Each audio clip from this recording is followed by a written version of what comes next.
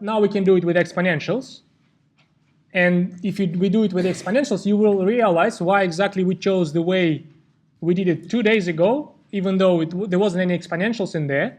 The exponentials suggested the method we used 2 days ago. So first, we rearrange this. You don't have to copy that. I mean, you have the solution already. I just take you through the steps where rather than doing the direct computations, I will use the exponentials. So first, remember, 2 days ago, we rearranged the terms.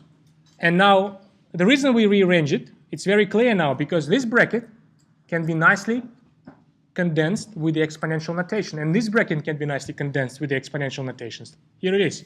If I look at this complex number, I can make the observation that this one is the same as this complex number. I can factor out 2. And then I can realize that this fraction is the cos of negative pi on 6. And this one is, together with negative, is a sine of negative pi on 6. Or in exponential form is the expression like this. Of course, when you convert a number from algebraic form, Cartesian form, to the exponential form or trigonometric one, even this line, I hope it proves you that you have to know well the standard values for sine and cos. Knowing these values suggests how to do this conversion quickly. This formula for the arg, remember the formula we discussed with one of you, where I use the arg cos and where you can use the arg tan. This is a formal formula. Most of the time you don't need that formula. Rather than that, you need your knowledge of the standard values of cos and sine. You see, when I found this argument, this angle, I didn't use that formula. I just knew, instead of that, I knew that the cos which delivers this value is negative pi on 6, and sine which delivers this value is negative pi on 6. Similar trick can be done for the second term there, this term. Again, I factor out 2. That's how my number will start looking. Again, my knowing of the standard values of cos and sine, nothing else, suggests that the argument will be pi on 3. So if I now sub in my exponential forms in here and in here, and I factor out 2, because we have a common factor, 2 here and 2 here, that's how it will be. Well, I just opened too much, but I hope you can live with that. Here my substitution for one and for the other. And then I did the step which we did with you 2 days ago, but discovering that step before was not an easy step, not an easy thing. Whereas discovering this step right now, it's almost like a triviality.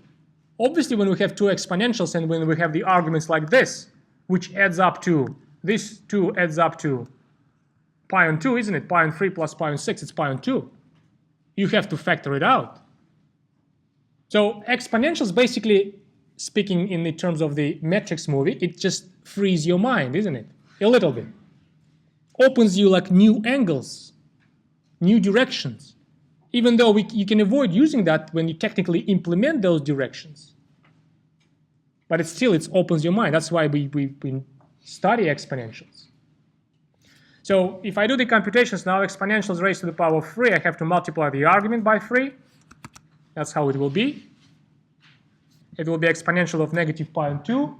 And we all know the complex number which that will be. It will be negative I.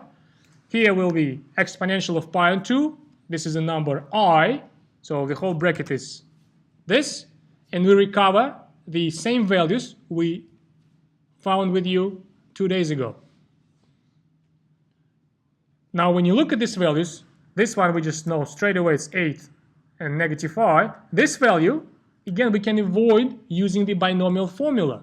Because remember, when we computed this 2 days ago, we used binomial formula for that. This time, we can again do exponentials. If I factor out root 2 this time, the remaining number will be like this. And I know from my memory that this is a cos of pi on 4, and this is a sine of pi on 4. No arccoses, no arctangents, just a knowing of the standard values of coses and sines, which works here. So that is the trigonometric form or the exponential form. And when you take this to the cube, here, we need to take this to the cube. We have to cube the modulus of this complex number is the result of that, and we have to triple the argument is a result of that.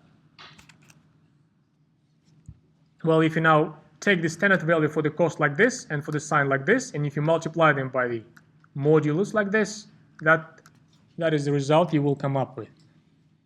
And basically this is it, isn't it? Yeah.